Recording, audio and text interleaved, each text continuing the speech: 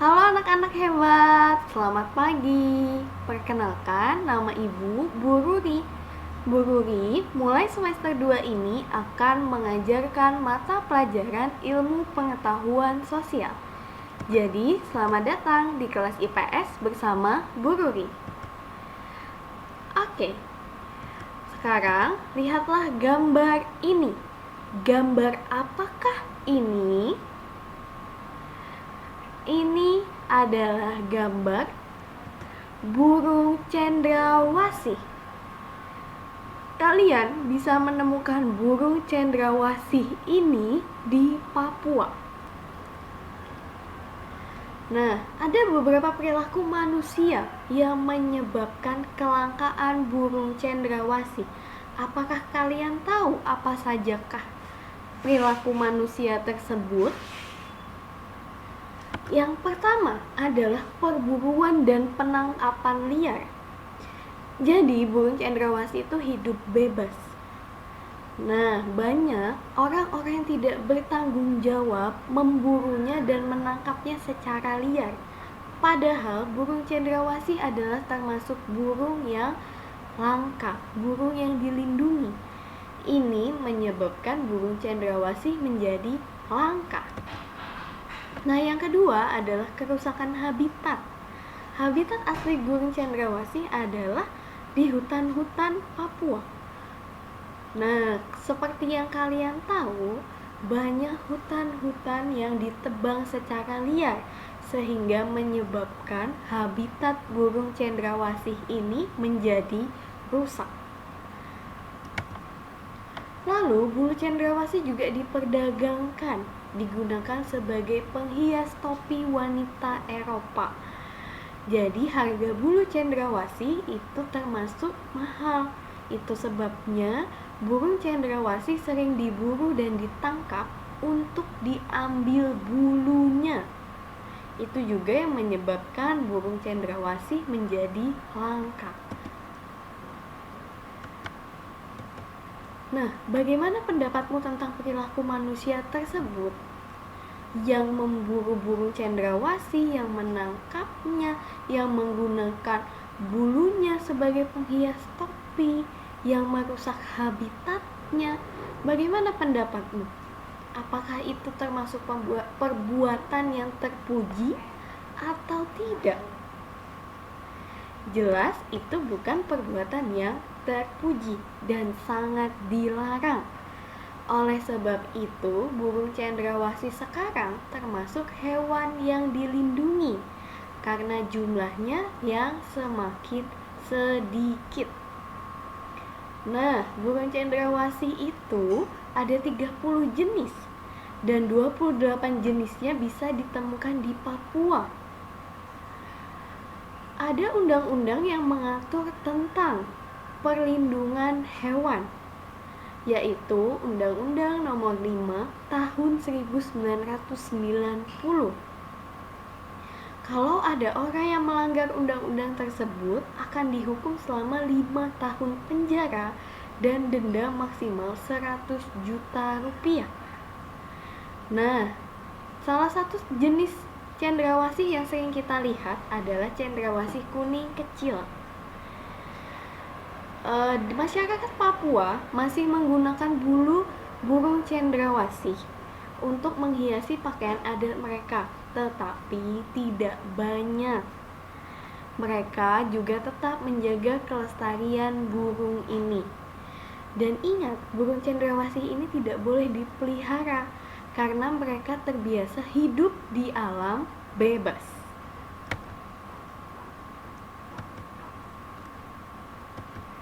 Nah, apa yang harus dilakukan untuk menjaga kelestarian burung cendrawasih?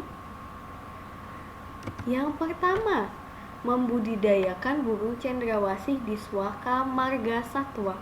Apakah kalian tahu apa itu Suaka Marga Satwa? Suaka Marga Satwa adalah tempat perlindungan hewan-hewan yang dilindungi atau hewan-hewan yang hampir punah. Nah, lalu kita juga jangan memburunya. dengan kita tidak memburu burung cendrawasih akan tetap ada dan juga tidak merusak habitat aslinya supaya mereka bisa hidup dengan baik di habitatnya. Oke.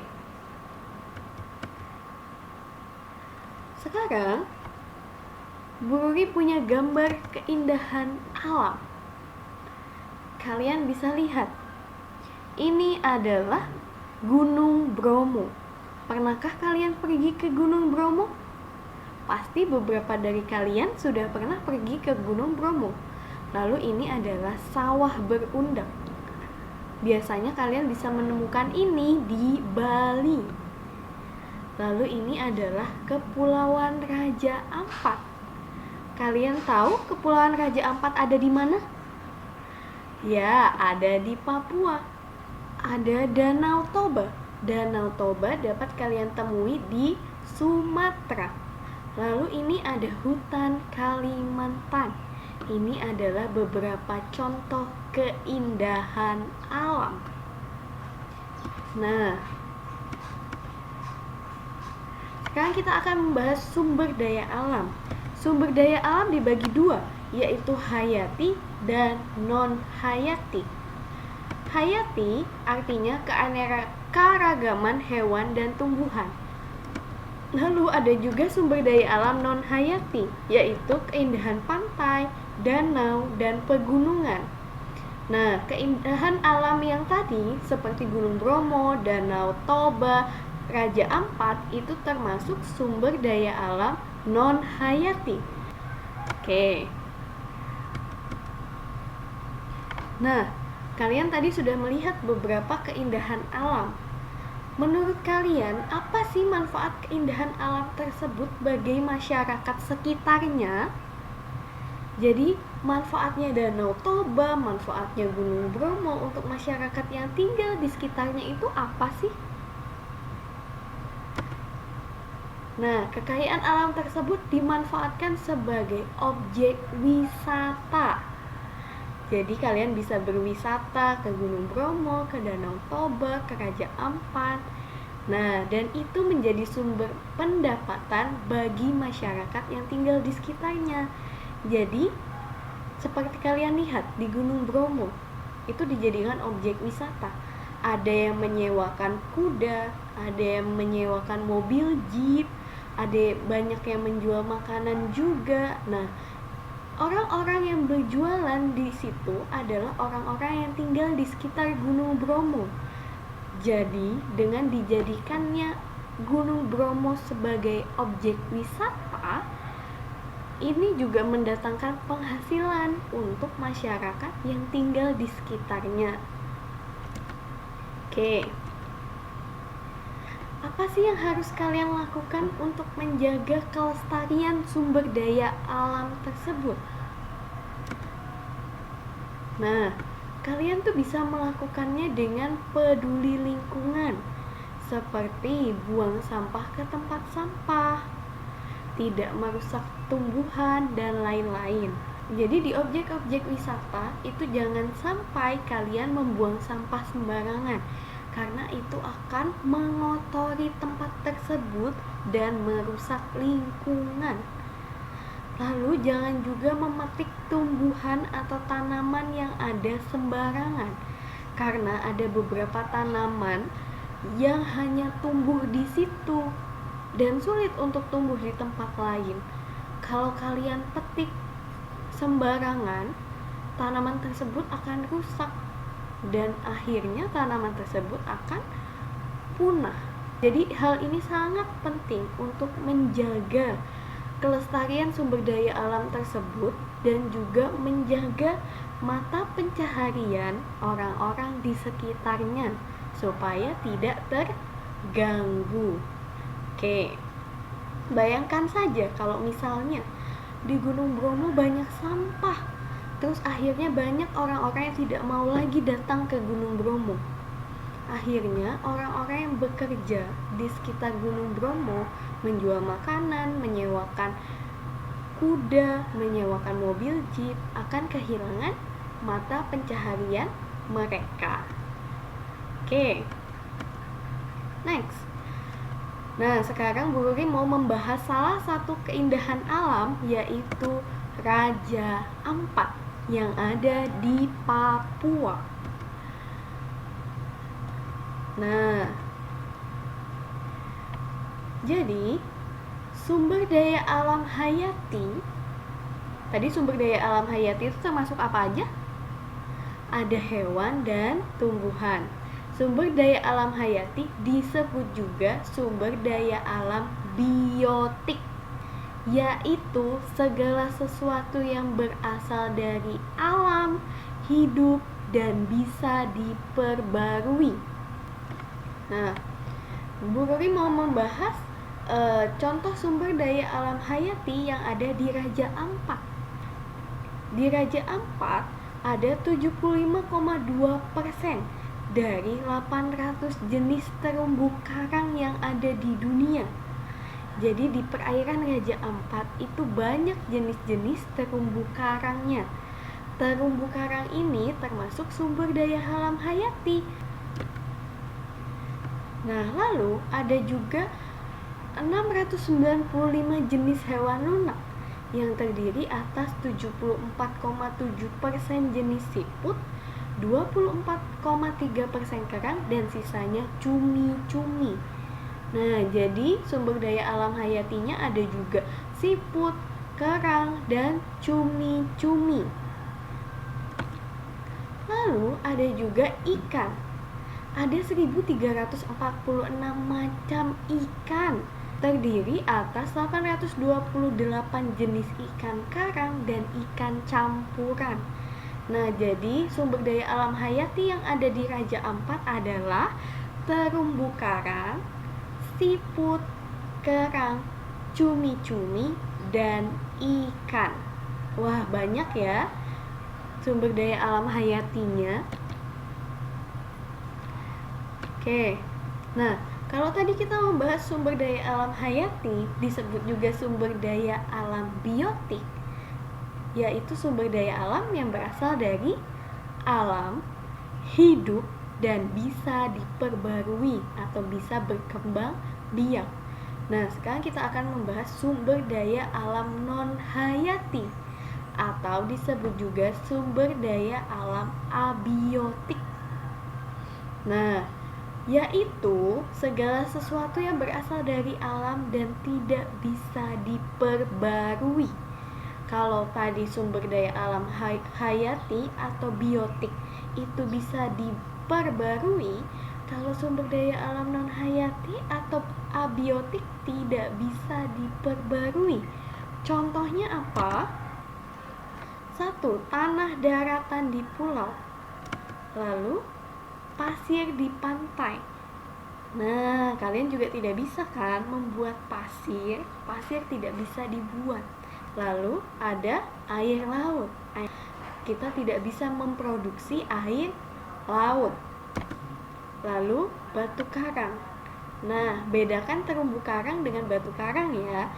Nah, kalau batu karang ini ya batu. Batu ini juga tidak bisa diperbarui. Kita tidak bisa membuat batu. Oke. Next. Manfaat dari sumber daya alam hayati bagi masyarakat yang tinggal di Raja Ampat. Apa sih manfaat sumber daya alam hayatinya? Tadi sumber daya alam hayati yang ada di Raja Ampat apa aja? Ada terumbu karang, ada cumi-cumi, ada kerang, ada siput, dan ada ikan. Nah, apa manfaat itu semua untuk masyarakat yang tinggal di Raja Ampat? Nah, terumbu karang itu manfaatnya adalah tempat tinggal dan berkembang biak ikan. Jadi ikan itu berkembang biak dan tinggal di terumbu karang. Dan terumbu karang ini juga sebagai objek wisata. Banyak orang-orang yang datang ke Raja Ampat untuk melihat keindahan terumbu karangnya. Lalu beragam jenis ikan, manfaatnya untuk dikonsumsi manusia dan juga sebagai objek wisata. Nah, Kalau tadi membahas manfaat sumber daya alam hayati, sekarang membahas manfaat sumber daya alam non hayati. Apa saja tadi sumber daya alam non hayatinya? Ada tanah, pasir, batu karang, dan air laut. Nah, manfaatnya adalah kalau tanah, manfaatnya sebagai tempat tinggal di tempat hidup manusia, tumbuhan, dan hewan di darat. Kalau perbukitan, tempat hidup beragam hewan dan tumbuhan dan juga tempat wisata. Pasir, manfaatnya tempat hidup hewan pantai dan sebagai batas antara darat dan laut. Nah, kalau air laut, manfaatnya tempat hidup biota alam dan penyeimbang alam. Jadi sumber daya alam non hayati ini dimanfaatkan sebagai tempat hidup bagi makhluk hidup, bisa manusia, hewan, dan tumbuhan. Oke. Next. Nah, ada beberapa jenis pekerjaan masyarakat yang tinggal di Raja Ampat. Nah, apakah kalian tahu? Kan Raja Ampat itu perairan. Kira apa sih pekerjaan masyarakat yang ada di sana? Yang pertama adalah nelayan. Apakah kalian tahu nelayan tugasnya adalah mencari ikan? Benar, karena di Raja Ampat banyak ikan. Lalu ada peternak terumbu karang. Lalu ada peternak udang. Di Raja Ampat juga banyak udang. Nah, lalu pekerja di penginapan lokasi wisata. Karena Raja Ampat ini adalah tempat wisata, banyak orang yang datang menginap di sekitar sana, dan itu menjadi mata pencaharian orang-orang di Raja Ampat. Mereka bekerja di penginapannya, membuka penginapan juga, menjual makanan. Nah, lalu ada pemandu wisata. Untuk orang-orang yang belum pernah ke sana, bisa menyewa pemandu wisata untuk mengajak berkeliling di Raja Ampat. Oke. Nah, jadi beragam sumber daya alam ini memungkinkan manusia yang ada di wilayah tersebut untuk memanfaatkan dan mengolahnya. Jadi muncul jenis-jenis pekerjaan yang berhubungan dengan sumber daya alam yang ada. Nah, contohnya kayak di Raja Ampat, sumber daya alam hayatinya ada ikan. Akhirnya ada nelayan yang menangkap ikan itu untuk dijual dan akhirnya bisa dikonsumsi oleh orang lain. Jadi, sumber daya alam yang ada di suatu tempat itu bisa mendatangkan mata pencaharian atau bisa menjadi pekerjaan untuk orang-orang yang tinggal di sekitarnya. Itulah pentingnya untuk menjaga sumber daya alam yang ada agar orang-orang di sekitarnya tetap mendapatkan pekerjaan dan kita juga tetap bisa menikmatinya. Oke, anak-anak hebat. Oke, Bu Guri rasa cukup sekian untuk hari ini. Terima kasih atas perhatiannya. Kita ketemu lagi di video selanjutnya. Bye.